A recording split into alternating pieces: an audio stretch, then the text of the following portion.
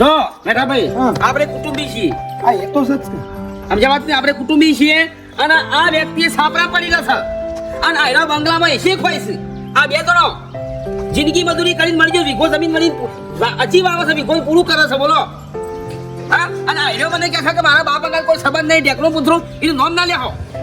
એના બાપે આટલું બધું કરી આલ્યું તું તારા સારા છે કે ખાવા પડે એ તમારા ઘેર પંચાયત કરવાની બંધ છે અંકલ શું તમે ઈવો બેવાને સાપરા મોકલ દે બંગલામાં રહો. અરે તું હું રહું છું લ્યા સાપરામ થી મને કમ જણ તો આપણો લોરી ખાવ હું તો સાપરામ બેજો આટલું કરવા છતાં ખરેખર તારું દિલ છે એવું દરિયા જેવું દિલ છે કરવા કશો હતો ને હું તો હવે શું વાત સુન કાલ નહીં એ સાપરામાં અમારે કઈ રીતે રહેવાનું? તો લાઈટો નહીં, પંખા નહીં, ટીવી એ નહીં. તો પછી તમારો હારો જેવી રીતના રહેતો છે હો બેટા મચ્છર ને ખાઈ જતા ટીવી નહીં પંખો નહીં ધન્ય સાઈ નહીં